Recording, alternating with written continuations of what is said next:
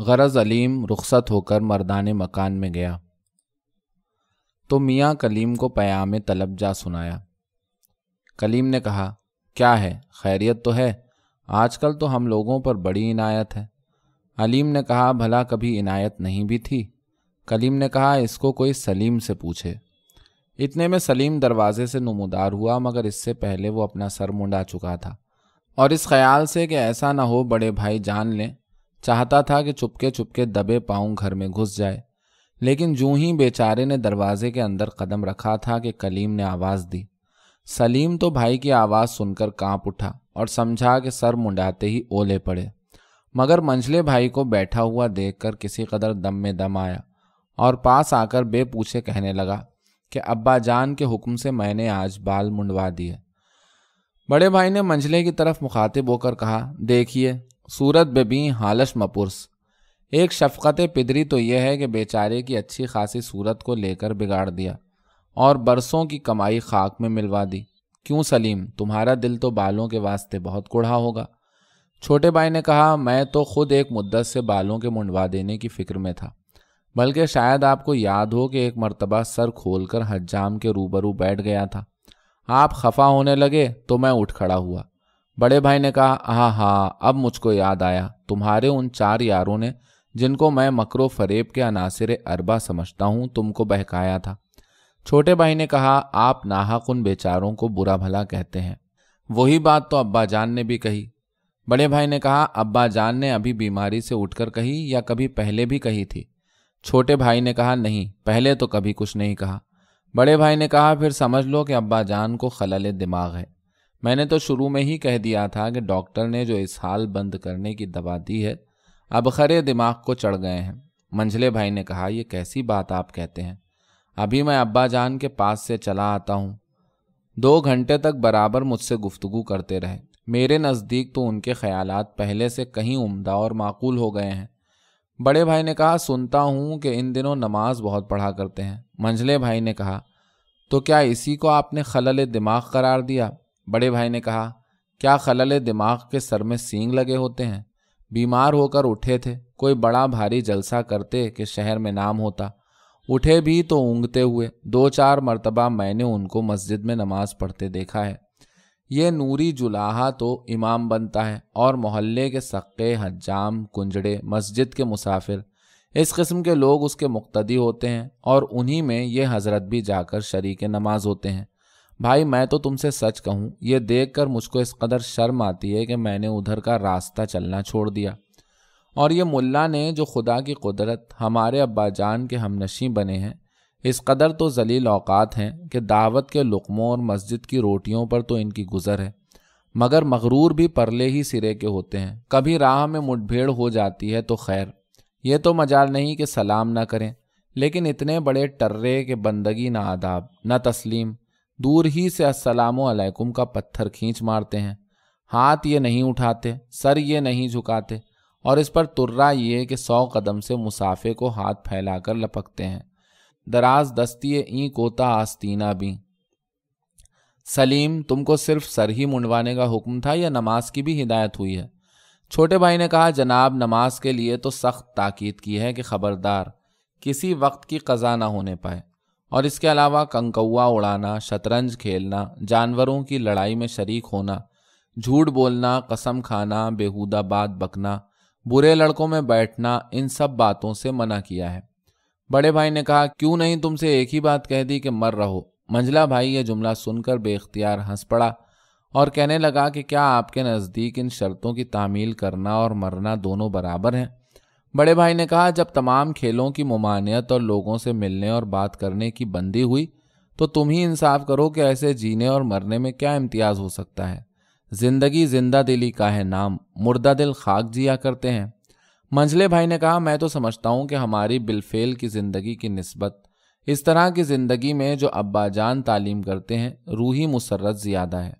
اگرچہ میں کھیل کود کی چیزوں میں خصوصاً ان دنوں کم مصروف ہوتا ہوں، اس واسطے کہ مدرسے کے کام سے فرصت نہیں ملتی، مگر جتنا مصروف ہوتا ہوں اس سے سوائے کوفت اور کبیدگی کے میں تو کوئی نتیجہ نہیں دیکھتا۔ رہا یار دوستوں کا مشغلہ، سو میں ان میں سے کسی کو کسی کا دوست نہیں سمجھتا، بھلا کوئی سے دوست ایسے بتائیے کہ جن میں ہر روز تو میں کی نوبت نہ پہنچتی ہو۔ بڑے بھائی نے کہا پھر بھی یہ لوگ ان حجاموں اور کنجڑوں اور مسجد کے مسافروں سے بہتر ہیں جو نمازیں پڑھ پڑھ کر شریف بننا چاہتے ہیں۔ زنہا رضا قوم نباشی کے فریب بند، حقرا بسجودے و نبیرا بدرودے۔ منجلا بھائی کہنے لگا اگر شریف ایسے ہی ہوتے ہیں جیسے ہم اور ہمارے یار دوست ہیں تو میرے نزدیک ایسی شرافت پر کوئی معقول پسند آدمی ناز نہیں کر سکتا۔ کون سی بےہودگی ہے جو ہم لوگ نہیں کرتے، خصوصاً جب کہ اکٹھے ہوں؟ کون سی بے تہذیبی ہے جس کے مرتکب ہم نہیں ہوتے، خاص کر اس وقت کے ایک دوسرے سے ملیں؟ دھول دھپا، لام کاف، چھیڑ چھاڑ، مار کٹائی، دھینگا مشتی، ہاتھا پائی، کس خاص چیز کا نام لوں؟ ایک جلسہ اور دنیا بھر کی تفضیح، ایک مجمع اور زمانے کی رسوائی، نام کے شریف اور پاجیوں کی سیادت، کہنے کو بھلے مانوس اور بازاریوں جیسی طبیعت۔ بڑے بھائی نے کہا چلو خیر، معلوم ہوتا ہے کہ تم تو بیعت کرنے کو تیار بیٹھے ہو۔ منجلے بھائی نے کہا تیار کیسا، ابھی تو بیعت کیے چلا آتا ہوں۔ بڑے بھائی نے کہا سلیم تم اپنی کہو۔ چھوٹے بھائی نے کہا جناب میں ان سے پہلے منڈ چکا ہوں۔ بڑے بھائی نے کہا تمہارا منڈنا سند نہیں، تمہارا معاملہ ورنستانی بستمی رسد کا معاملہ ہے۔ منجلے بھائی کی طرف اشارہ کر کے ان کو توڑا تو انہوں نے اپنے نزدیک بڑا کفر توڑا، رہ گیا اکیلا میں۔ منجلے بھائی نے کہا آپ اسی وقت تک اکیلے ہیں کہ ابا جان تک نہیں پہنچے، گئے اور داخلے حلقہ ہوئے۔ بڑے بھائی نے کہا اجی بس، اس کو دل سے دور رکھیں، یہاں وہ نشے نہیں جنہیں ترشی اتار دے۔ منجلے بھائی نے کہا ابا جان سے ملنا شرط ہے۔ بڑے بھائی نے کہا آخر کریں گے کیا؟ سمجھائیں گے۔ میں نہ سمجھوں تو بھلا کیا کوئی سمجھائے مجھے؟ وہ باتیں ہی اس طرح کی کہتے ہیں کہ لوہے کو پگھلائیں، پتھر کو موم بنائیں۔ تو بس میں جا بھی چکا۔ یہ بات تو آپ کی بالکل نامناسب ہے، رند عالم سوز را با مصلحت بینی چکار۔ لیکن شاید ابا جان نے آپ کو کچھ اور ہی بات کہنے کو بلایا ہو۔ اجی تانت باجی راگ پایا، اس کے سوائے اور کوئی بات نہیں۔ منجلے بھائی نے کہا اگر ابا جان نے دوبارہ بلوا بھیجا میں جانوں گا کہ ضرور ان کو خلل دماغ ہے۔ منجلے بھائی نے کہا والد جیسے میرے ویسے آپ کے، آپ کو اختیار ہے، ان کی شان میں جو چاہیں وہ کہیں، لیکن اتنا میں آپ سے کہہ دیتا ہوں کہ اس اصرار کا انجام اچھا نہیں۔ بڑے بھائی نے کہا اتنا میں سمجھتا ہوں، لیکن میں اس انجام کی کچھ پرواہ نہیں کرتا۔ منجلے بھائی نے کہا لیکن اس بگاڑ میں آپ فائدہ کیا سمجھتے ہیں؟ بڑے بھائی نے کہا اور میرا نقصان ہی کیا؟ منجلے بھائی نے کہا اگر اور کچھ نقصان نہ بھی ہو تو ابا جان کی ناخوشی کیا کچھ تھوڑا نقصان ہے؟ رنج و آزردگی غیر سبب راچ علاج۔ منجلے بھائی نے کہا اول تو ابھی آزردگی کی نوبت نہیں آئی، لیکن اگر خدا نہ خواستہ آئے گی تو لوگ اس کو بے سبب نہیں کہیں گے، اور سبب کی ابتدا آپ کی طرف سے ہوتی ہے کہ انہوں نے بلایا ہے اور آپ نہیں جاتے۔ بھلا دنیا میں کوئی باپ ایسا ہوگا کہ فرزند اس کی نافرمانی کرے اور وہ ناخوش نہ ہو؟ بڑے بھائی نے کہا ان کو میرے افعال سے بحث کیا اور میرے اعمال سے تعرض کیوں؟ منجلے نے کہا اول تو میں یہ نہیں کہہ سکتا کہ وہ آپ سے کیا کہیں گے، لیکن مانا کہ وہی کہیں جو مجھ سے اور سلیم سے کہا، تو کیا ان کو نصیحت کا اختیار اور ہدایت کا منصب نہیں ہے؟ بڑے نے کہا ہے، لیکن حمیدہ پر، سلیم پر اور تم پر، کیونکہ تم لوگ بطور خاطر ان کی نصیحت سننی چاہتے ہو۔ منجلے نے کہا کیوں؟ جیسے ہم ان کے فرزند ویسے آپ۔ بڑے نے کہا میں فرزند کبھی تھا، اب سینگ کٹا کر بچڑوں میں ملنا میرے لیے آر ہے، اور میں اپنے تئیں ان کی حکومت سے مستثنا اور ان کے اختیارات سے آزاد سمجھتا ہوں۔ منجلے نے کہا لیکن شریفوں میں یہ دستور نہیں ہے کہ اولاد بڑی ہو جائے تو ماں باپ کا ادب و لحاظ اٹھا دے۔ میں دیکھتا تھا کہ ابا جان اس قدر جد مرحوم کا پاس کرتے تھے کہ ان کے سامنے حقہ پینا کیسا، پان کھانے میں بھی ان کو تامل ہوتا تھا۔ کیا آپ نے نہیں دیکھا؟ بڑے نے کہا لیکن میں نے بھی اس وقت تک ابا جان کو الٹ کر جواب نہیں دیا۔ منجلے نے کہا درست ہے، لیکن یا باں شورا شوری یا بئیں بے نمکی۔ بڑے نے کہا تالی دونوں ہاتھ سے بجتی ہے، اب بھی اگر ابا جان میرے حال سے تعرض نہ کریں تو میں کسی طرح کی نافرمانی یا گستاخی کرنی نہیں چاہتا۔ منجلے نے کہا تو اس صورت میں کچھ آپ کی اطاعت بھی محمود نہیں۔ بڑے نے کہا میں مدح سے باز آیا، مجھ کو میرے حال پر رہنے دیں اور میرے نیک و بد سے متعرض نہ ہوں۔ رندے خراب حال کو زاہد نہ چھیڑ تو، تجھ کو پرائی کیا پڑی اپنی نہ بیڑ تو۔ منجلے نے کہا اس کا یہ مطلب کہ آپ ان سے قطع تعلق کر چکے۔ بڑے نے کہا کیا ضرور ہے کہ جب میں پھر لڑکوں کی طرح مکتب میں پڑھوں تبھی بیٹا کہلاؤں، ورنہ فرزندی سے آگ کیا جاؤں۔ منجلے نے کہا کوئی آپ سے مکتب میں پڑھنے کے لیے نہیں کہتا، اور یہ بھی امید نہیں ہے کہ ابا جان آپ کی بڑائی کا پاس نہ کریں۔ بڑے نے کہا جبکہ مجھ کو اپنا نیک و بد سمجھنے اور نفع و نقصان میں امتیاز کرنے کی عقل ہے، تو مجھ سے یہ کہنا کہ یہ کرو اور یہ مت کرو گویا مجھ کو بے تمیز لڑکا بنانا ہے۔ منجلے نے کہا کیا انسان کی رائے غلطی نہیں کرتی؟ بڑے نے کہا ایسا احتمال ان کی رائے پر بھی ہو سکتا ہے۔ منجلے نے کہا تو کیوں نہیں آپ انہی سے جا کر گفتگو کرتے کہ بحث ہو ہوا کر ایک بات قرار پا جائے؟ بڑے نے کہا مجھ کو گفتگو کرنے کی ضرورت نہیں، ہر کسے مصلحت خیش نکومی داند۔ منجلے نے کہا انہی کو ضرورت صحیح، اور جبکہ آپ کو اپنی رائے پر وثوق ہے پھر آپ بالمشافہ گفتگو کرنے سے گریز کیوں کرتے ہیں؟ بڑے نے کہا دنیا میں کوئی مباحثہ طے ہوا ہے جو یہ ہوگا؟ منجلے نے کہا ہٹ دھرمی اور تعصب اور سخن پروری نہ ہو تو پھر ہر بحث کا خاتمہ ہے۔ بڑے نے کہا ہمارے ابا جان کو بھی ایک بات کی زڑ لگ جاتی ہے، اب نماز روزے کا خیال آ گیا ہے تو بس اسی کی دھن ہے۔ چند روز بعد دیکھ لینا، وہی ابا جان ہیں، وہی ہم ہیں، وہی کھیل تماشے۔ منجلے نے کہا آپ چونکہ مجھ سے بڑے ہیں بے شک زیادہ واقفیت رکھتے ہیں، لیکن میں بھی ابا جان کے مزاج سے ناآشنا نہیں ہوں۔ اصلاح خاندان کا ان کو تہہ دل سے خیال ہے، اور اس خصوص میں ان کو ایک اہتمام خاص ہے۔ میں نہیں کہہ سکتا کہ ان کا ارادہ متزلزل اور عزم ناپائیدار ہو، اور آپ کے بارے میں جو کچھ ان کو منظور ہو، مگر آپ کے سوائے میں تو گھر بھر میں کسی کو نہیں دیکھتا کہ وہ گھر میں رہے اور اپنا پرانا ڈھرا نہ چھوڑے۔ بڑے بھائی نے کہا ذرا اماں جان سے اور مجھ سے دو باتیں ہو جائیں تو تم کو ارادے کا استحکام اور عزم کا استقلال خود بخود معلوم ہو جائے گا۔ چھوٹے نے کہا اماں جان تو آج بڑی خفا بیٹھی ہیں۔ بڑے نے پوچھا کیوں؟ چھوٹے نے کہا آپ کو معلوم نہیں، آپا جان سے اور ان سے آج بڑی لڑائی ہوئی۔ بڑے نے کہا کس بات پر؟ چھوٹے نے کہا آپا جان لڑکا حمیدہ کو دے کر ہاتھ منہ دھونے چلی گئیں۔ حمیدہ لڑکے کو بٹھا نماز پڑھنے لگی، آپا جان نے نماز پڑھتی کو ڈھکیل دیا، اس کی ناک میں تخت کی کیل لگ گئی، ڈھیر سا خون نکلا۔ اسی پر تکرار ہونے لگی۔ آپا جان نے کئی مرتبہ توبہ توبہ نماز کو برا کہا، اماں جان نے بار بار منع کیا، نہ مانا، آخر اماں جان نے تھپڑ کھینچ مارا۔ بڑے بھائی نے کہا سچ کہو؟ چھوٹے بھائی نے کہا آپ چل کر دیکھ لیجئے، آپا جان کوٹری میں پڑی رو رہی ہیں، صبح سے کھانا نہیں کھایا۔ منجلے نے کہا واقعی کچھ لڑائی ضرور ہوئی ہے، میں جو ابا جان کے پاس گیا تو آتے جاتے سب کو چپ دیکھا اور سمجھا کہ بے سبب نہیں ہے۔ بڑے نے کہا کہیں گھر بھر نے متوالی کودوں تو نہیں کھا لی؟ ابھی سے جہاد بھی شروع ہو گیا، حمیدہ کا نماز پڑھنا دیکھو، اور ایک ذرا سی بات پر بیچاری نعیمہ کے مار کھانے پر خیال کرو۔ منجلے نے کہا میرے نزدیک تو ان میں سے کوئی بات بھی تعجب کی نہیں، حمیدہ نے نماز پڑھی تو کیا کمال کیا، باتیں تو بڑی بوڑھیوں کسی کرتی ہے۔ بڑے نے کہا تو کیا ضرور ہے کہ باتیں بڑی بوڑھیوں کسی کرے تو نماز بھی بڑے بوڑھیوں کسی پڑھے؟ اس کی عمر گڑیاں کھیلنے اور ہنڈ کلیاں پکانے کی ہے، نہ زہد و مراقبے کی۔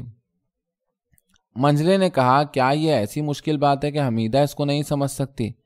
بڑے بھائی نے کہا مار کر سمجھایا جائے تو شاید سدرا و شمس بازغہ کو بھی کہہ دے گی کہ ہاں میں سمجھ گئی۔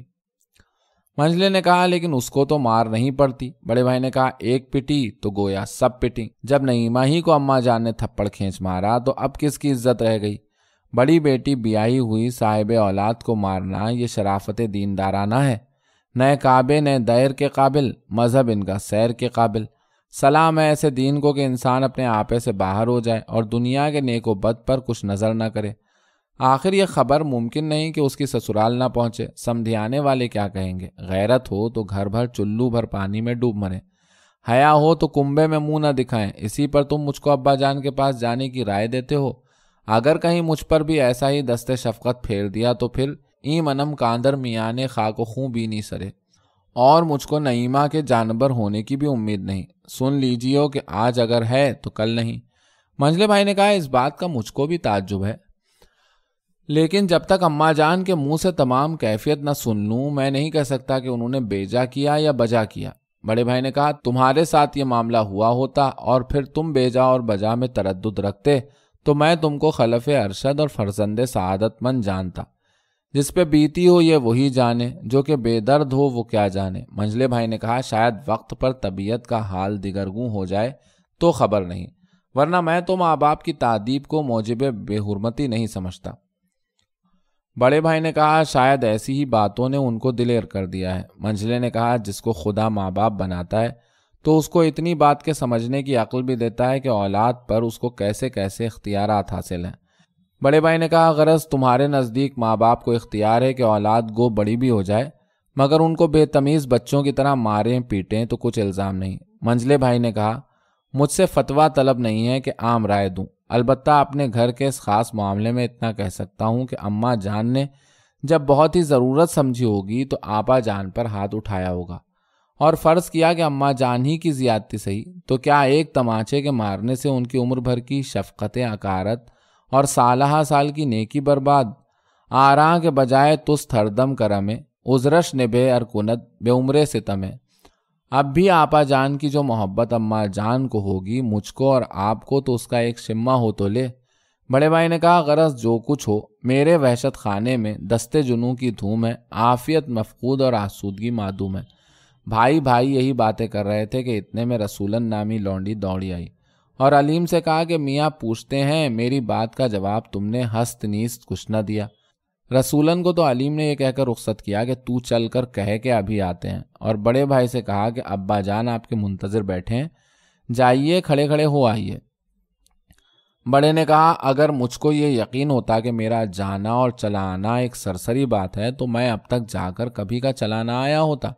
منجلے بھائی نے کہا آپ نے یہ کیوں کر تجویز کر لیا کہ سرسری نہیں ہے؟ بڑے بھائی نے کہا خدا کو دیکھا نہیں تو عقل سے پہچانا۔ منجلے بھائی نے کہا بس شاید ابا جان کو اتنی ہی بات آپ کے منہ سے سننی منظور ہے۔ بڑے بھائی نے کہا ہر سخن موقع و ہر نقطہ مکانے دارد۔ منجلے بھائی نے کہا مجھ کو حیرت ہے کہ آپ کو تردد کس بات کا ہے؟ بڑے نے کہا میں ان کے مزاج سے خائف اور اپنی عادت سے مجبور ہوں۔ منجلے نے کہا لیکن جانے میں جس بات کا احتمال ہے نہ جانے میں اس کا تیقن ہے۔ بڑے نے کہا احتمال تم کو ہے نہ مجھ کو، میں سمجھے ہوئے بیٹھا ہوں کہ بالا خانے پر چڑھا اور آفت نازل ہوئی۔ منجلے نے کہا میں زیادہ اصرار کرنا بھی مناسب نہیں سمجھتا، آپ کو اختیار ہے، جو چاہے سو کیجیے، لیکن اتنا پھر کہہ دیتا ہوں کہ اس کا انجام بخیر نہیں معلوم ہوتا، ہرچہ بعد ماہ کشتی دراب انداختیم۔ منجلے بھائی نے کہا تو پھر میں ابا جان سے کہلائے بھیجتا ہوں۔ بڑے نے کہا یہ تم کو اختیار ہے، میں جب ان کے بلانے سے جانا لابد نہیں سمجھتا تو ان کے پوچھنے سے جواب دینے کو کب ضروری جانتا ہوں۔ منجلا بھائی مایوس ہو کر اٹھا اور تھوڑی دور جا کر پھر لوٹ آیا اور کہنے لگا کہ میرا پاؤں آگے نہیں پڑتا اور کچھ سمجھ میں نہیں آتا کہ کہوں تو کیا کہوں۔ یہ میں خوب جانتا ہوں کہ آپ کا نہ جانا بڑی ہی خرابی برپا کرے گا۔ نہیں معلوم اس وقت آپ کو کیا ہو گیا ہے، آپ جاتے اور ان کی بات کو نہ مانتے، تاہم چندہ قباحت نہ تھی، لیکن نہ جانے میں بگاڑ کی ابتدا، فساد کا آغاز، نافرمانی کا شروع آپ کی طرف سے ہوتا ہے۔ تمام دنیا آپ کو اس کا الزام دے گی اور سارا جہان آپ پر قصور عائد کرے گا، اور چونکہ میں اس کا نتیجہ سرتاسر آپ کے حق میں زبوں سمجھتا ہوں، میں نہیں چاہتا کہ میری اس میں شرکت ہو۔ آپ کو جانا منظور نہیں تو بہتر ہوگا کہ آپ کسی دوسرے کے ہاتھ کہلا بھیجیے۔ بڑے نے کہا لیکن مجھ سے انہوں نے پوچھا نہیں تو میں کیوں کہلا بھیجوں؟ منجلا بھائی ایسا روکھا جواب سن کر پھر چلا۔ بیچارہ عجب ضغطے میں تھا کہ ادھر باپ نے بتاکید پوچھ بھیجا تو جواب میں کچھ ہاں نہیں کہنا چاہیے، اور چونکہ سمجھ چکا تھا کہ نہ جانا بھائی کی ہمیشہ تباہی کا موجب ہوگا، اندر سے جی نہیں مانتا تھا کہ اس کی بربادی کی بات منہ سے نکالے۔ اسی گھبراہٹ میں دوڑا ہوا ماں کے پاس گیا اور کہا کہ اماں جان غضب ہوا چاہتا ہے۔ ماں بیچاری نعیمہ کے سوچ میں بیٹھی ہوئی تھی، کیونکہ کوٹری میں فرش پر ایک حالت سے پڑے پڑے نعیمہ کو سارا دن گزرا، نہ تو اس نے سر اٹھایا نہ کوئی چیز اس کے منہ میں گئی۔ ماں نے گلوریاں خازدان میں بھروا کر پاس رکھوا دی تھیں، وہ بھی سب اسی طرح رکھی سوکھا کیں۔ پانی اور کھانے کا کیا مذکور، لڑکا گھڑی دو گھڑی تو چپکا رہا، پھر اس نے الگ رونا شروع کیا۔ سارا گھر اس کو سنبھالتا تھا مگر اس نے تالو سے زبان نہ لگائی۔ بہتیرا نانی بہلا پھسلا کر دودھ دیتی مگر گود میں سے نکل پڑتا تھا۔ نہ اٹھے سکھ نہ بیٹھے چین، سب کو حیران کر مارا۔ دن تو خیر بری بھلی طرح گزر گیا، اب رات آئی تو یہ جانا کہ قیامت آئی۔ صالحہ کو جو بلایا تھا تو ایک یوں ہی سا پیام کہلا بھیجا تھا، وہاں سے جواب آیا کہ آج شام کو گھر میں مولوی صاحب کا واز ہے، انشاءاللہ کل بڑے تڑکے نماز صبح پڑھ کر میں پہنچوں گی۔ اسی اضطراب میں میاں علیم نے جو ایک دم سے جا کر کہا کہ غضب ہوا چاہتا ہے، ماں کا کلیجہ دھک سے ہو گیا اور سمجھی کہ نعیمہ کی خیر نہیں، گھبرا کر پوچھا کیا؟ بیٹے نے کہا بھائی جان کو ابا جان 4 گھڑی دن سے بلا رہے ہیں، یہ وقت ہونے آیا، نہیں جاتے ہیں، مردانے میں پردہ کرا دوں، آپ ذرا چل کر سمجھا دیجئے، شاید مان جائیں، میں تو کہہ کر تھک گیا۔ فہمیدہ کا یہ حال تھا کہ نعیمہ سے بدتر اس کی کیفیت تھی۔ لوگوں کے دکھانے کو دسترخوان پر بیٹھ تو گئی تھی مگر ایک دانہ حلق سے نہیں اترا، جیسی بیٹھی تھی ویسی ہی منہ جھٹلا کر اٹھ کھڑی ہوئی، بار بار کسی نہ کسی بہانے سے کوٹری کے پاس جاتی، کواڑوں کے پاس کھڑی ہو کر دروازوں میں جھانکتی اور نعیمہ کے رونے کی آہٹ لیتی۔ گھر والوں میں سے جو سامنے آ نکلتا اس کو بھیجتی کہ جاؤ، ہو سکے تو مناؤ، لیکن کسی کو اتنا جیا نہ تھا کہ کوٹری کے اندر قدم رکھتا۔ بیدارہ جس نے نعیمہ کو پالا تھا اور ہر طرح کا دعویٰ رکھتی تھی، لڑکے کو لے کر دودھ پلوانے کے بہانے سے پاس جا کر بیٹھی، ابھی منہ سے بات بھی نہ کہنے پائی تھی کہ نعیمہ نے ایک ایسی دولتی چلائی کہ بیدارہ کئی لڑکنیاں کھا کر گیند کی طرح لڑکتی لڑکاتی باہر آ کر گری۔ خدا نے بڑی خیر کی کہ لڑکا نہالچے سمیت گود سے نکل پڑا، ورنہ اتنی دور میں نہیں معلوم کیا سے کیا ہو جاتا۔ بیدارہ کی مدارات دیکھ کر پھر تو جس سے فہمیدہ کوٹری میں جانے کا نام لیتی وہ کانوں پر ہاتھ دھرتی کہ نہ بیوی، میری ہڈیوں میں تو خدا کی لاٹھی سہارنے کا بوتا نہیں ہے۔ چاہتے سب تھے کہ نعیمہ کو منائیں مگر کوٹری میں جانے سے ایسا ڈرتے تھے کہ گویا اندر کالی ناگن بیٹھی ہے۔ پاؤں رکھا اور اس نے ڈس لیا۔ باہر اس ذرا سے فتنے یعنی نعیمہ کے بچے نے آفت توڑ رکھی تھی۔ اگالدان پاندان سینیاں بجاتے، کنڈیاں کھڑکھڑاتے، مگر اس عزیز کے کان پر جوں نہ چلتی تھی۔ گود میں لٹاؤ، جھولے میں سلاؤ، کندھے لگاؤ، لیے لیے پھرو، مگر کسی طرح اس کو قرار نہ تھا۔ بے زبان بچہ منہ سے بولتا نہیں، چلتا نہیں، برابر روئے جاتا ہے۔ کوئی کیا جانے کہ اس کو کس بات کی تکلیف ہے۔ پہلے تو خیال ہوا کہ کہیں افیم تو نہیں تھوک دی، مسور برابر چھوڑ، خاصی مٹر جتنی گولی دی، مطلق اثر نہیں، جانا کہ شاید ہنسلی جاتی رہی، وہ بھی ملوائی اور دونا چلایا، سمجھے کہ پیٹ میں درد ہے، دودھ میں سہاگا گھس کر دیا، پھر بھی نہ چپ ہوا۔ آخر جب خوب ہلاک ہو لیا تو ہار کر کوئی 2 گھڑی دن رہے نانی کے کندھے لگ کر سو گیا۔ یہ بیچاری بھی دن بھر کی تھکی ماندی، نہار منہ، اس پر دل اداس، طبیعت مغموم، بت کی طرح ایک دیوار سے لگی ہوئی بیٹھی اونگ رہی تھی کہ پہلے صالحہ کا جواب آیا، اوپر سے میاں علیم بھائی کا مژدہ لے کر پہنچے۔ سن کر رہی صحیح عقل بھی کھوئی گئی، تھوڑی دیر تک چپ سناٹے میں بیٹھی رہی، اس کے بعد اپنے آپے میں آئی۔ علیم سے کہا، پھر بیٹا تم نے بڑے بھائی کو کچھ نہ سمجھایا؟ بیٹے نے کہا، میں نے کتنا سمجھایا۔ ماں نے کہا، نعیمہ کا حال تم نے کچھ سنا؟ بیٹے نے کہا، جی ہاں سنا۔ ماں نے کہا، بس خدا نے دونوں کو ایک ہی سانچے میں ڈھالا ہے، مجھ کو تو امید نہیں کہ کلیم روح برا ہو۔ جب اس کو خدا ہی کا خوف اور باپ کا ہی ڈر نہ ہوا تو بھلا میں کون بلا ہوں؟ یوں تم کہتے ہو، چلو میں اپنی طرف سے کہہ سن بہتیرا کچھ دوں گی۔ کیوں علیم، بھلا تمہارے نزدیک میری زیادتی تھی یا نعیمہ کی؟ بیٹے نے کہا، میں نے مفصل حال تو سنا نہیں، لیکن جس قدر سنا اسے سرتاسر آپا کا قصور معلوم ہوتا ہے، اور مجھ کو زیادہ تحقیقات کرنے کی ضرورت بھی نہیں۔ میں نے سننے کے ساتھ ہی کہہ دیا تھا کہ اماں جان نے جب ایسی ہی سخت ضرورت سمجھی ہوگی تو آپا پر ہاتھ اٹھایا ہوگا۔ ماں نے کہا، علیم کیا میں تم سے کہوں، خدا کی شان میں ایک ایک بے ادبی کے معاذ اللہ۔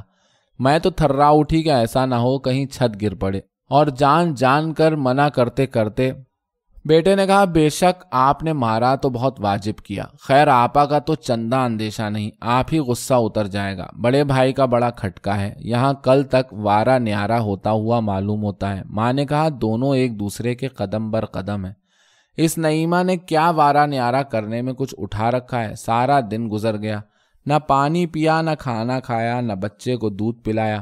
بیٹے نے کہا، بچے کو دودھ نہیں پلایا؟ بھلا اس بیچارے کا کیا قصور؟ ماں نے کہا، بیدارہ ایک دفعہ لے کر گئی تھی، بیچاری کے ایسی لات ماری کہ دیکھو سہنچی میں ہلدی تھوپے پڑی کرا رہی ہے۔ بیٹے نے کہا، میں چلوں اور سمجھاؤں؟ ماں نے کہا، نہ بیٹا، اپنی عزت اپنے ہاتھ، تم گئے اور چھوٹے تو ہو ہی، جا بیجا کہہ بیٹھی تو ناحق تم کو برا لگے، کیا فائدہ؟ بیٹے نے کہا، جب وہ میری بڑی بہن ہیں تو مجھ کو ان کا کہنا برا کیوں لگنے لگا؟ ماں نے کہا، تو بھی تمہارے جانے سے کچھ فائدہ نہیں، میں نے صالحہ کو بلوا بھیجا ہے، وہ آئے گی تو اس کو اپنے طور پر ٹھیک ٹھاک کر لے گی۔ بیٹے نے کہا، واقعی آپ نے خوب تجویز کی، مگر اب رات ہو گئی، کب آئیں گی؟ ماں نے کہا، ان کے ہاں اس وقت واز ہے، اس سبب سے اس نے کہلا بھیجا ہے کہ کل بڑے سویرے پہنچوں گی۔ خیر جوں توں رات کٹ ہی جائے گی۔ بیٹے نے کہا میں جا کر صالحہ کو نہ لے آؤں؟ اتنے آپ بھائی جان سے باتیں کیجیے۔ ماں نے کہا ہاں بہتر تو ہوگا، میں نے اس کو یہ حال کہلا نہیں بھیجا، ورنہ وہ تو سنتے کے ساتھ دوڑی آتی۔ غرض علیم تو صالحہ کو لینے گیا اور فہمیدہ پردہ کروا کر مردانے میں آ پہنچی۔ اتنی ہی دیر میں یہاں تاش کھیلنے شروع ہو گئے تھے۔ فہمیدہ جو گئی تو چاندنی پر تاش کے ورق بکھرے ہوئے پڑے تھے۔ فہمیدہ نے دیکھ کر کہا کہ آگ لگے اس کھیل کو، کھیلنا ہوا بلائے جان ہوا کہ رات کو بھی بند نہیں ہوتا۔ بیٹے نے کہا نکما بیٹھا ہوا آدمی کچھ کرے یا نہ کرے، بیکار مباش کچھ کیا کر۔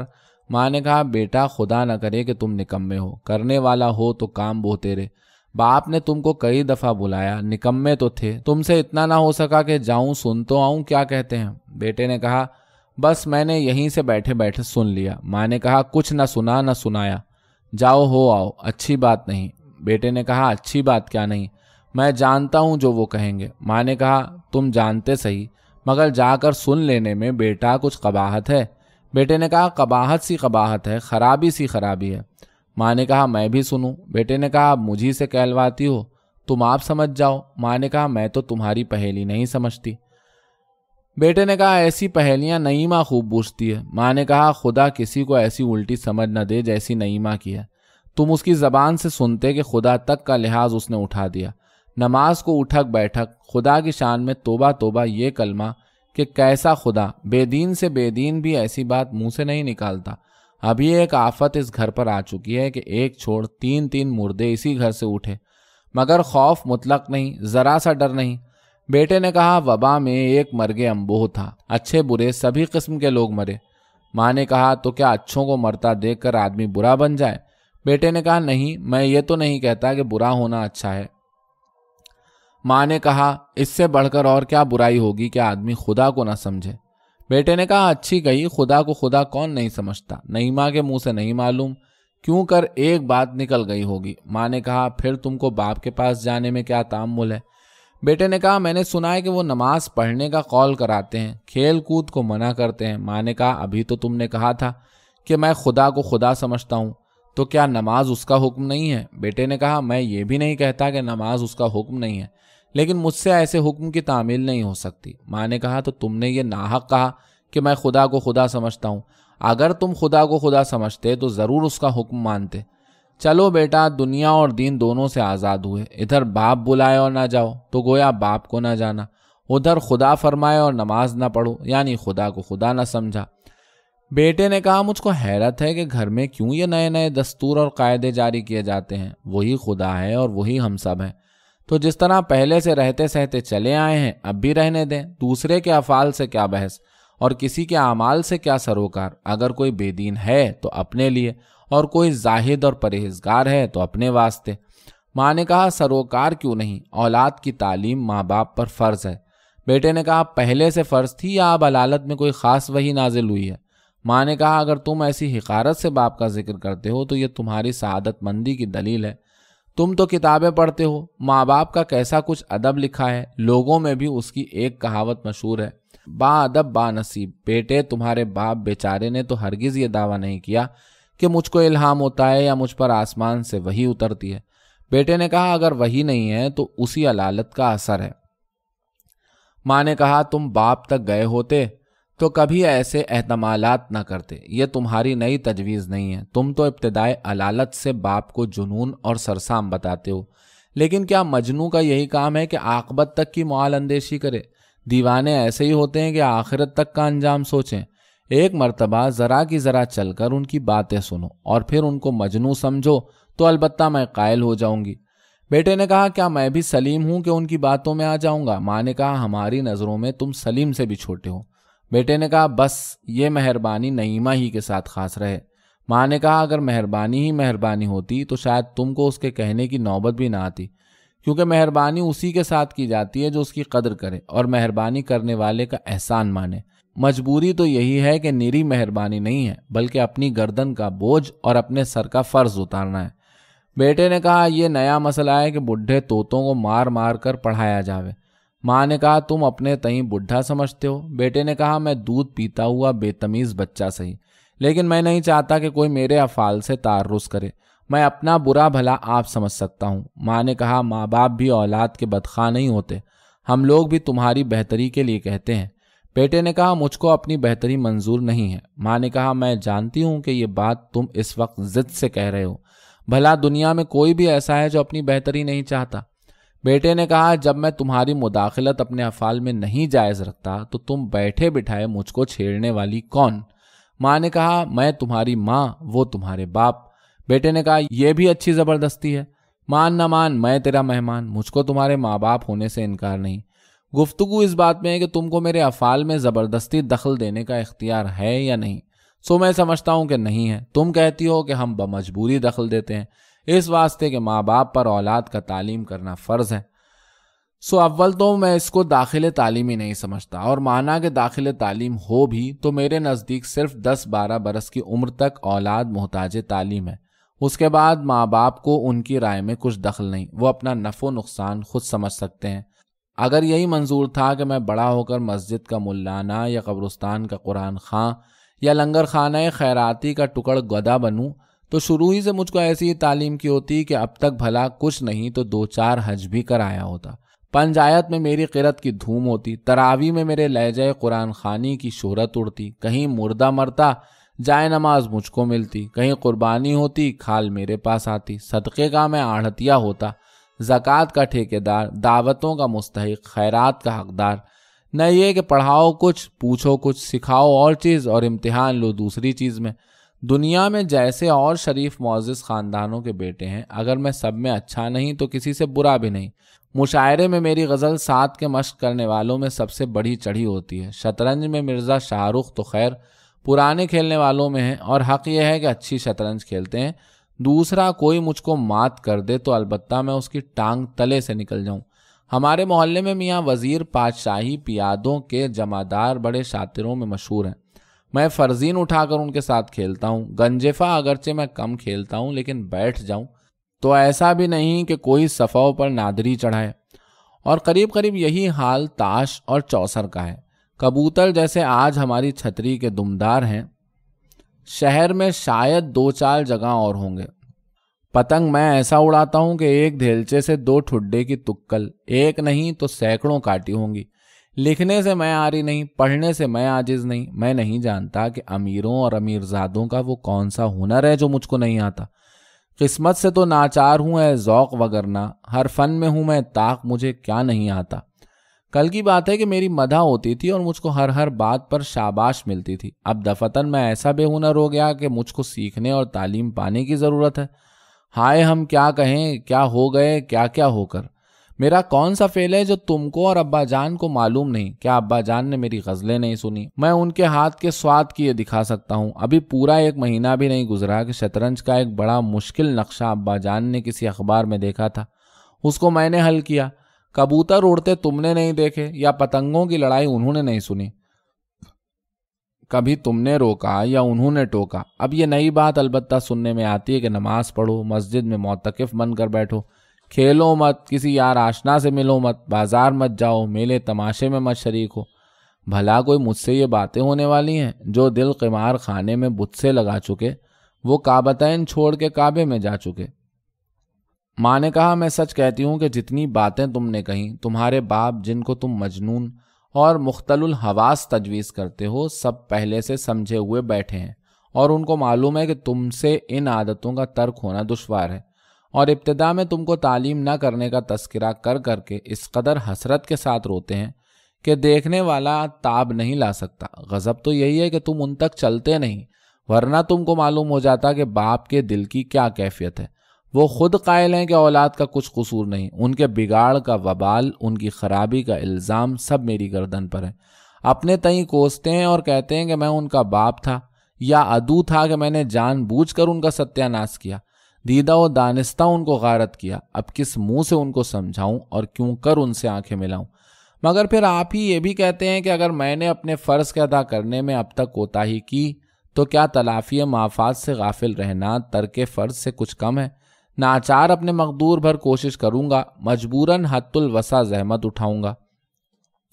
بیٹے نے کہا، خیر ایسا ہی فرض کا خیال ہے، تو دوسرے بچوں کو اپنی رائے کے مطابق تعلیم کریں، مجھ کو میرے حال پر چھوڑ دیں۔ ماں نے کہا کیوں؟ کیا خدا نخواستہ تم اولاد میں نہیں ہو؟ بیٹے نے کہا ہوں، لیکن مجھ سے بھی آخر کہہ نہ چکے، بس ان کے ذمے سے فرض ادا ہو گیا۔ ماں نے کہا یہی حجت دوسرے بھی پیش کر سکتے ہیں۔ بیٹے نے کہا جھک مارنے کی بات ہے، چھوٹوں کو ماننا چاہیے۔ ماں نے کہا کیا چھوٹے سدا چھوٹے ہی رہیں گے؟ بیٹے نے کہا بڑے ہوئے پیچھے بے شک ان کو بھی آزادی ہونی چاہیے۔ ماں نے کہا گھر میں اگر کوئی انتظام کرنا منظور ہو تو جب تک چھوٹے بڑے سب اس کی تعمیل نہ کریں وہ انتظام چل نہیں سکتا۔ بیٹے نے کہا چلے یا نہ چلے بھی میں تم سے صاف کہوں، مجھ سے تو یہ نماز روزے کا کھٹراک سنبھلنے والا نہیں، یہ سر حاضر ہے، نعیمہ کی طرح چاہو مجھ کو بھی 2-4 جوتیاں مار لو۔ ماں نے کہا الہی نماز کچھ ایسی مشکل ہے کہ جوتیاں کھانی قبول پر نماز پڑھنی منظور نہیں۔ بیٹے نے کہا مجھ کو تو ایسی ہی مشکل معلوم ہوتی ہے۔ ماں نے کہا خیر تم میری اور باپ کی خاطر سے پڑھ لیا کرنا۔ بیٹے نے کہا مجھ سے ہو ہی نہیں سکتی۔ ماں نے کہا تو یوں کہو کہ تم کو باپ کے کہنے کی ضد ہے۔ بیٹے نے کہا جو کچھ سمجھو۔ ماں نے کہا بھلا پھر اس کا انجام کیا ہوگا؟ بیٹے نے کہا ہوگا کیا، بہت کریں گے، خفا ہوں گے، 2-4 دن میں سامنے نہ جاؤں گا، آخر تم کہہ سن کر بات کو رفت گزشت کرا ہی دو گی۔ کیوں بھی اماں کرا دو گی نا، ہماری اماں جان نہیں۔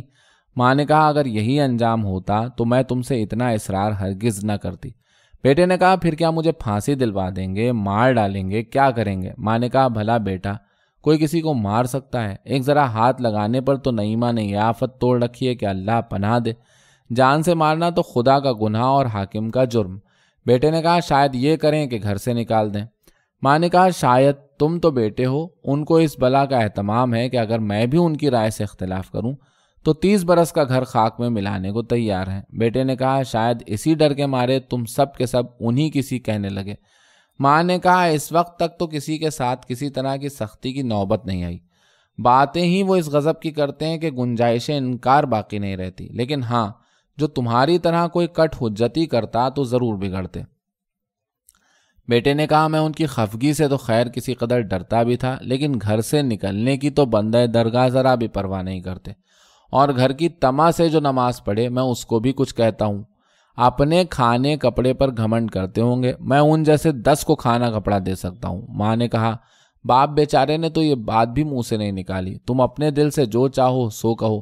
بیٹے نے کہا نہیں، ان کے اصرار سے معلوم ہوتا ہے کہ کھانے کپڑے کا ڈراوا دکھا کر وہ چاہتے ہیں کہ دین کا ٹوکرا زبردستی ہم لوگوں کے سر پر لا دیں، سو یہ دل سے دور رکھیں۔ میں خود گھر سے دل برداشتہ ہو رہا ہوں، نہیں معلوم کیا سبب تھا کہ میں اب تک رہ گیا، اگر پہلے سے ذرا بھی مجھ کو معلوم ہوا ہوتا تو خدا کی قسم کبھی کا گھر سے ایسا گیا ہوتا جیسے گدھے کے سر سے سینگ، اور اب دیکھ لینا دیوانہ راہ ہوئے بسست۔ ماں نے کہا بیٹا تم کیسی باتیں کرتے ہو، باپ تک گئے نہیں، نہ اپنی کہی نہ ان کی سنی، آپ تم نے ایک بات فرض کر لی اور اس پر غصہ کرنے لگے۔ بیٹے نے کہا درست چھیڑ چھاڑ میری طرف سے شروع ہوئی یا ان کی طرف سے؟ ماں نے کہا اپنی بہتری کی بات کو تم نے چھیڑ چھاڑ سمجھا اور مانا کہ انہی کی طرف سے چھیڑ چھاڑ شروع ہوئی، تو تم کو گھر سے ناراض ہونے کا کیا سبب؟ گھر میں تو میں بھی ہوں، اللہ رکھے تمہارے بھائی ہیں بہنیں ہیں، ہم سب نے تمہارا کیا قصور کیا ہے؟ بیٹے نے کہا تم سب تو انہی سے ملے ہوئے ہو، اچھا اگر تم کو میرا پاس ہے تو میرا ساتھ دو۔ ماں نے کہا اگر تمہارے باپ کی زیادتی ہوتی تو بے شک میں تمہاری طرفداری کرتی۔ انسان وہ کام کرے کہ 10 بھلے آدمیوں میں بات آ پڑے تو لوگ اس کو الزام نہ دیں۔ فرض کیا کہ تم اتنی ہی بات پر خفا ہو کر چلے گئے تو لوگ تم کو ہی قصوروار ٹھہرائیں گے۔ بیٹے نے کہا لوگ میرے قاضی نہیں، مفتی نہیں، میں کسی کی رعیت نہیں، جب میں اپنے سگے باپ کی پرواہ نہیں کرتا تو لوگ پڑے بھونکا کریں۔ ماں نے کہا بیٹا دنیا میں رہ کر تو ایسی آزادی نبھ نہیں سکتی۔ بیٹے نے کہا اجی ایسی نبھے گی کہ جسے کہتے ہیں کیسا اس کو نبھاتا ہوں انشاءاللہ دیکھیے گا۔ ماں نے کہا تو کیا تم گھر سے چلے جاؤ گے؟ بیٹے نے کہا کوئی مجھ کو روک بھی سکتا ہے؟ مانے دشت نوردی کوئی تدبیر نہیں، ایک چکر ہے میرے پاؤں میں، زنجیر نہیں۔ ماں نے کہا کیوں روکنے والی میں موجود بیٹھی ہوں، کیا میرا تم پر اتنا بھی حق نہیں ہے؟ یہ کہہ کر فہمیدہ کا دل بھر آیا اور اس پر رقت طاری ہو گئی۔ میں نے تم کو 9 مہینے اسی دن کے واسطے پیٹ میں رکھا تھا اور اسی لیے تمہارے پالنے کی مصیبتیں اٹھائی تھیں کہ جب بہار دیکھنے کے دن آئے تو تم مجھ سے الگ ہو جاؤ۔ کلیم سچ کہتی ہوں، ذرا جا دیکھ، قیامت تک تو دودھ بخشنے کی ہی نہیں۔ بیٹے نے کہا این ہم اندر عاشقی بالائے غم ہائے دیگر۔ ماں نے کہا بھلا ایسے جانے میں کیا فلاح و برکت ہوگی کہ باپ کو نارضامند کر کے جاؤ اور ماں کو ناخوش اور بے وجہ بے سبب۔ بیٹے نے کہا خیر اب تو یہی دل پر ٹھنی ہے، سر جائے پر درد سر نہ جائے، اور کچھ خاص کر یہی سبب نہیں، مدتوں سے میرا دل گھر میں بیٹھے بیٹھے اکتا گیا تھا اور ہمیشہ خیال آیا کرتا تھا کہ چلوں ذرا باہر کی بھی ہوا کھاؤں۔ چل درے میں کدا تک ہے حرکت میں برکت۔ ماں نے کہا گھر سے ناراض ہو کر جاؤ گے تو اچھا باپ دادا کا نام اچھلے گا۔ بیٹے نے کہا جب باپ نے میرا پاس آبرو نہ کیا تو خاندان کی عزت رہے تو بلا سے اور جائے تو بلا سے۔ ماں نے کہا باپ دادا کی عزت تو رہے یا جائے، تم نے گھر سے باہر قدم رکھا اور تمہاری بات 2 کوڑی کی ہوئی، یہی تمہارے دوست آشنا جو رات دن تمہاری للو پچوں میں لگے رہتے ہیں، سلام تک کے روادار تو ہونے کے نہیں، ہمدردی اور غمگساری کا تو کیا مذکور ہے۔ بیٹے نے کہا گھر سے نکل کر کیا میں نے دلی میں رہنے کی قسم کھائی ہے؟ ملک خدا تنگ نیست پائے مرا لنگ نیست، جدھر کو منہ اٹھ گیا چل کھڑے ہوئے۔ ماں نے کہا بھلا میں بھی تو سنوں کہ تم نے کون سا ٹھکانہ سوچا ہے؟ بیٹے نے کہا جب میں قدا چھٹا تو پھر اب کیا جگہ کی قید، مسجد ہو مدرسہ ہو کوئی خانقاہ ہو۔ ماں نے کہا بھلا پھر اس میں خوبی کیا نکلی؟ تم نے عیش چھوڑا، آرام چھوڑا، گھر چھوڑا، عزیز و اقارب چھوڑے، اور ان سب کے بدلے ملا تو کیا ملا؟ بدنامی کا خلعت، رسوائی کا خطاب، مفلسی اور محتاجی کا انعام، تکلیف و مصیبت کا پروانہ، تردد و پریشانی کا فرمان۔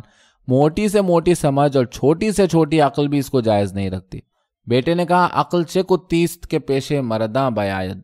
ماں نے کہا تم تو باپ کو باولا اور مجنوں بتاتے تھے، مگر باولوں کی سی باتیں، دیوانوں کی سی حرکتیں تم خود کرتے ہو۔ دیکھو کہہ دیتی ہوں بہت پچھتاؤ گے، بہت افسوس کرو گے۔ میں یہ نہیں کہتی کہ تم میری بات مانو، لیکن جس کو تم اپنے نزدیک معقول پسند اور دانش مند سمجھتے ہو اس سے پوچھو، صلاح لو، مشورہ کرو، دیکھو تو کیا کہتا ہے۔ بیٹے نے کہا رائے اپنی، صلاح ہے اپنی۔ ماں نے کہا بھلا اتنا تو تم سمجھو کہ میں جو تم سے اتنا اصرار کر رہی ہوں اور اتنی دیر سے تمہارے پیچھے سر کھپا رہی ہوں، اس میں کچھ میرا نفع یا تمہارے باپ کا فائدہ ہے۔ اگر تم نیک بنو گے تو کچھ ہم کو بخش دو گے، یا کراہ چلو گے تو کچھ ہم سے چھین لو گے، مگر خدا نے یا اولاد کی مامتا کمبخت ایسی ہمارے پیچھے لگا دی ہے کہ جی نہیں مانتا اور دل صبر نہیں کرتا کہ تم کو بگڑتے دیکھیں اور نہ روکیں، تم خرابی کے لچھن اختیار کرو اور ہم منع نہ کریں۔ ماں اور بیٹے میں یہ باتیں ہو رہی تھیں کہ بیدارہ اندر سے خط لیے ہوئے نکلی، اور وہ خط اس نے لا کلیم کے ہاتھ میں دیا۔ رات کا وقت اور بیدارہ کا اندر سے لے کر نکلنا۔ فہمیدہ سمجھ گئی کہ ضرور کلیم کے باپ کا خط ہے۔ جب تک کلیم خط پڑھتا رہا فہمیدہ چپ بیٹھی دیکھا کہ خط پڑھ چکنے کے بعد کلیم چاہتا تھا کہ پھر وہی بات شروع کرے۔ اتنے میں فہمیدہ نے پوچھا باپ نے کیا لکھا ہے؟ بیٹے نے کہا ان کو تو جانتی ہو، جس بات کے پیچھے پڑتے ہیں تو پہروں کی خبر لاتے ہیں، پھر بلایا ہے۔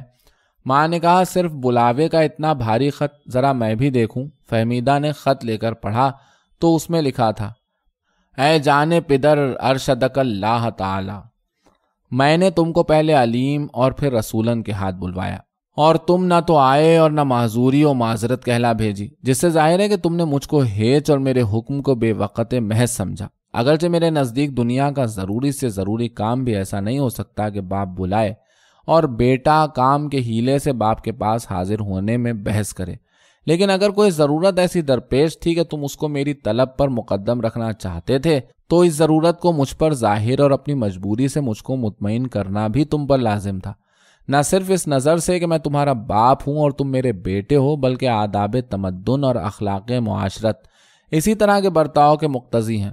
دنیا کا انتظام جس قاعدے اور دستور سے چلتا ہے تم اپنے تئیں اس سے بے خبر اور ناواقف نہیں کہہ سکتے۔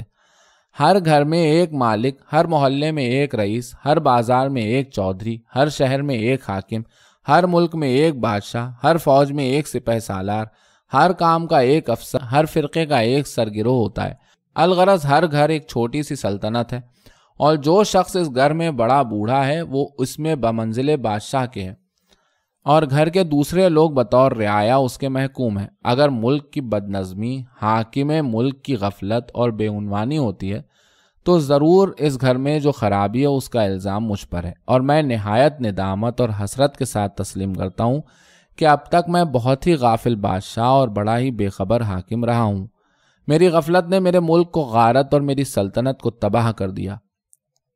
میری بے خبری نے نہ صرف مجھ کو ضعیف الاختیار بنایا بلکہ رعیت کو بھی ایسا سقیم الحال کر دیا کہ اب ان کے پنپنے کی امید نہیں۔ جس طرح چھوٹے چھوٹے نواب اور رجواڑے سلطان وقت کے حضور میں اپنے ملکوں کی بدنظمی کے واسطے جواب دہی کیا کرتے ہیں اور ان کو غفلت اور بے عنوانی کی سزا ملتی ہے، واجد علی شاہ سے سلطنت منتزع ہوئی، والی ٹونک مسند حکومت سے اتار دیے گئے۔ میں بھی بادشاہ دو جہاں کے حضور میں اپنے گھر کی خرابی کا جواب دہ ہوں اور دوسروں کو سزایاب ہوتے دیکھ اب مجھ کو سچا اور پورا تنبہ ہوا ہے، اور میں نے مصمم ارادہ کر لیا ہے کہ آئندہ سے میری خانہ داری کے ملک میں جتنے رخنے ہیں بند اور جتنے خلل ہیں مسدود، جتنے نقص ہیں پورے، جتنے سقم ہیں پورے کیے جائیں گے۔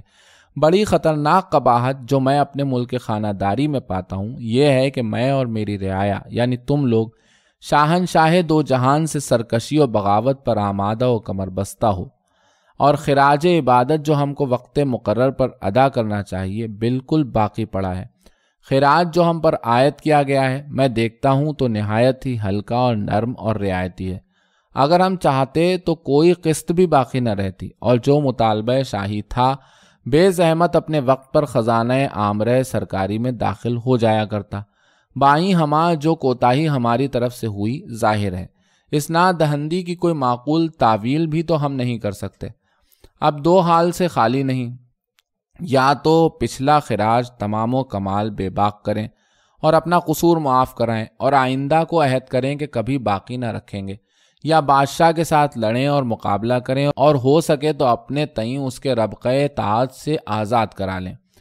شاہی قوت اور ہمارا ذوف تو ظاہر ہے، بھلا ہماری تو کیا ہستی ہے۔ فرعون اور نمرود اور شداد اور حامان اور قارون کیسے کیسے جابر اور مقتدر ہو گزرے ہیں، باقی ہوئے تو کسی کا نام و نشان تک باقی نہ رہا۔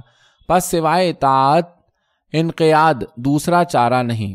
رعایائے ملک میں تم کو سربراوردہ اور ممتاز سمجھ کر صلاح و مشورے کے لیے بلایا تھا۔ تمہارے نہ آنے سے ثابت ہوا کہ تم کو سرکار کا ذرا بھی خوف نہیں۔ اب تک میں نے تشبیہ و تمثیل میں گفتگو کی، اور اس سے تم کو معلوم ہو جائے گا کہ کس مجبوری سے میں تمہارے معاملات میں دخل دیتا اور تمہارے افعال سے تعرض کرتا ہوں۔ میرا دخل و تعرض بے شک تم کو دخل بیجا اور تعرض ناروا معلوم ہوتا ہوگا، لیکن ذرا اپنی اور میری ذمہ داری کا انصاف کے ساتھ موازنہ کرو گے تو سمجھ لو گے کہ اس کو بیجا اور ناروا سمجھنا بڑی غلطی ہے۔ جن شرطوں کا میں تم کو پابند کرنا چاہتا ہوں میں اپنے تئیں اور کسی کے تئیں ان سے مستثنا نہیں کرتا۔ پھر شکایت کیا اور گلا کیوں؟ تم جیسے نوجوان آدمیوں کو مذہب کے بارے میں کبھی کبھی خدشات بھی واقع ہوا کرتے ہیں، اور یہ کچھ عیب کی بات نہیں۔ خدشے کا واقع ہونا دلیل جستجو ہے، اور جستجو کا انجام ہے حصول، جو اندہ یا بندہ۔ اگر تم میں سے کوئی ایسا خدشہ پیش کرنا چاہے تو میں اس کا جواب دینے کو موجود ہوں۔ جہاں تک میں سمجھتا ہوں مذہب کے اصول ایسے سچے اور یقینی اور بدیہی اصول ہیں کہ ان میں تردد اور انکار کا دخل ہو ہی نہیں سکتا۔ چونکہ ابتدائی شعور سے اب تک ہم لوگ غفلت اور سستی اور بے پرواہی اور خداوند جل و علا شانہ کی مخالفت اور عدول حکمی اور نافرمانی میں زندگی بسر کرتے رہے، اور گناہ اور خطاکاری کی عادتیں ہمارے دلوں میں راسخ ہو گئی ہیں۔ البتہ میں جانتا ہوں اور مانتا ہوں کہ ایک مدت میں زنگ معصیت ہمارے سینوں سے دور ہو کر یہ آئینے ایمان کی جلا سے منور ہوں گے، لیکن بالفعل میرا مطلب اسی قدر تھا کہ ہر شخص مناسب حالت اپنا اپنا فکر کر چلے۔ جب میں اپنی اور تم سب کی پچھلی زندگی پر نظر کرتا ہوں تو اپنی بوٹیاں توڑ توڑ کر کھاتا ہوں، کیونکہ اس ساری خرابی کا بانی اور اس تمام تر بدی کا موجب میں ہوں۔ اے کاش میرا اتنا ہی قصور ہوتا کہ میں اپنی ذات سے گنہگار قرار دیا جاتا۔ نہیں، تم سب کے گناہوں میں میرا ساجھا اور تم سب کی خطاؤں میں میری شرکت ہے۔ میں خدا کا گنہگار الگ ہوں اور تمہارا قصوروار الگ، لیکن افسوس ہے کہ اس گناہ کا کفارہ اور اس قصور کی تلافی میرے اختیار سے خارج ہے۔ ہاں، مگر یہ کہ تم مجھ پر رحم کر کے اپنی اصلاح وضع کرو۔ کیا تمہاری سعادت مندی اس بات کو جائز رکھتی ہے کہ تمہارے سبب قیامت میں میری رسوائی ہو؟ کیا تمہاری حمیت اس بات کو پسند کرتی ہے کہ تمہاری وجہ سے حشر کے دن میں خدا کے غضب میں پکڑا جاؤں؟ چونکہ تم میرے بڑے بیٹے ہو، مجھ کو سب سے زیادہ تمہارا بھروسہ تھا کہ تم اس مشکل میں میرا ساتھ دو گے، میری مدد کرو گے، نہ کہ تم نے ملنے سے بھی کنارہ کیا۔ میں تم سے سچ کہتا ہوں کہ میری آس ٹوٹ گئی اور میرے ذہنی منصوبے تمام بگڑ گئے۔ اتنی بڑی مہم اور میں اکیلا، اتنا مشکل کام اور میں تنہا۔ تم جانتے ہو کہ تمہارا انحراف میرے انتظام میں کتنا خلل ڈالے گا۔ چھوٹے بڑے سب تم کو سند گردانیں گے اور بات بات میں تمہارا حوالہ دیں گے۔ اگر تم اسی مصلحت سے میری شرائط کو قبول کر لیتے تو تمہارا کیا بگڑ جاتا؟ تم نے ابتدا ہی سے وہ سختی اختیار کی جس کی مجھ کو انجام میں بھی تم سے توقع نہ تھی۔ جتنی مشکلیں مجھ کو پیش آنے والی ہیں میں ان سے بے خبر نہیں ہوں، اور اگر اس ارادے کا ترک کر دینا میرے اختیار میں ہوتا تو میں تم سے سچ کہتا ہوں میں اس بات کو منہ ہی سے نہ نکالتا۔ لیکن میں خوب جانتا ہوں کہ میں کوئی انوکھا آدمی نہیں ہوں، آخر مجھ کو ایک نہ ایک دن مرنا ہے۔ ابھی جب میں نے حیضہ کیا تو کیا مرنے میں کچھ باقی رہ گیا تھا؟ خدا کی قدرت تھی کہ اس نے مجھ کو از سر نو پھر جلا دیا۔ لیکن بکرے کی ماں آخر کب تک خیر منائے گی؟ رہا اگر کوئی تا قیامت سلامت، پھر آخر کو مرنا ہے حضرت سلامت۔ اور جس طرح مرنا یقینی ہے، یہ بھی یقینی ہے کہ مجھ کو اپنے اعمال و افعال کے واسطے خدا کے حضور میں جواب دہی کرنی پڑے گی، اور نہ صرف اپنے اعمال و افعال کے واسطے بلکہ تم سب کے اعمال و افعال کے واسطے بھی۔ پس سوائے اس کے کہ میں اپنا اور تم سب کا طرز زندگی بدل دوں اور کچھ چارہ نہیں۔ اگر تم میرے پاس آئے ہوتے اور مجھ سے اور تم سے بات چیت ہوئی ہوتی تو میں تمہاری رائے دریافت کر کے خاص طور پر تم سے گفتگو کرتا۔ اب مجھ کو معلوم نہیں کہ جتنی باتیں میں نے کہیں ان میں کون سی تم کو تسلیم ہے اور کس کس سے تم کو انکار ہے۔ بس اب زیادہ لکھنا میں فضول و عبث سمجھتا ہوں، لیکن جو کچھ میرے ذہن میں تھا لکھ چکا۔ میں تم سے اس کے جواب کا متقاضی نہیں، اور اس کے دو سبب ہیں۔ اول یہ کہ میں اپنے تقاضے کا لا حاصل اور بے اثر ہونا دیکھ نہیں سکتا۔ دوسرے صرف ایک ہی جواب ہے کہ اس کو میں بطیب خاطر سن سکتا ہوں، وہ یہ کہ تم میری شرطوں کو منظور کرو، ورنہ میں اپنے تئیں مواخذہ عاقبت سے بچانے کے لیے البتہ ان چند روزہ رشتوں کا پاس اور ان عارضی قرابتوں کی پرواہ نہیں کر سکتا، اور یہ میری ہارے درجے کی تدبیر ہے۔ اور میں خدا سے گڑ گڑا دعا مانگتا ہوں کہ مجھ کو اس کے اختیار کرنے کی ضرورت واقع نہ ہو۔ دعا خط پڑھ کر فہمیدہ بیٹے سے کہنے لگی، دیکھا؟ بیٹے نے کہا، جو کچھ خدا دکھائے سو ناچار دیکھنا۔ ماں نے کہا، کیا اب بھی تم کو باپ کی نسبت جنون کا احتمال ہے؟ بیٹے نے کہا، احتمال کیسا، اب تو یقین کامل ہے۔ بقول شخص دیوانہ گر نہیں ہے تو ہوشیار بھی نہیں، اپنے تئیں بادشاہ سمجھنا جنون نہیں تو کیا ہے؟ ماں نے کہا، انا للہ و انا الیہ راجعون۔ بیٹے نے کہا، کیوں؟ آپ نے انا للہ کس بات پر پڑھی؟ ماں نے کہا، تمہاری الٹی سمجھ اور تمہاری بدقسمتی پر۔ بیٹے نے کہا، بہتر ہے وہی جو کچھ بدی ہے۔ ماں نے کہا، تو کیا سچ مچ تم باپ کے پاس نہیں جاؤ گے؟ بیٹے نے کہا، اب تو میرا نہ جانا ان پر بھی ظاہر ہو گیا، پھر کیا ضرورت ہے؟ کل جیسی ہوگی دیکھی جائے گی۔ ماں نے کہا، دیکھو پھر میں تم سے کہہ دیتی ہوں کہ رات کو اطمینان سے تم اس خط کے مطلب پر غور کرو۔ تمہارے باپ نے کوئی بات بیجا نہیں لکھی۔ جو شخص اس خط کو دیکھے گا تم ہی کو قائل معقول کرے گا۔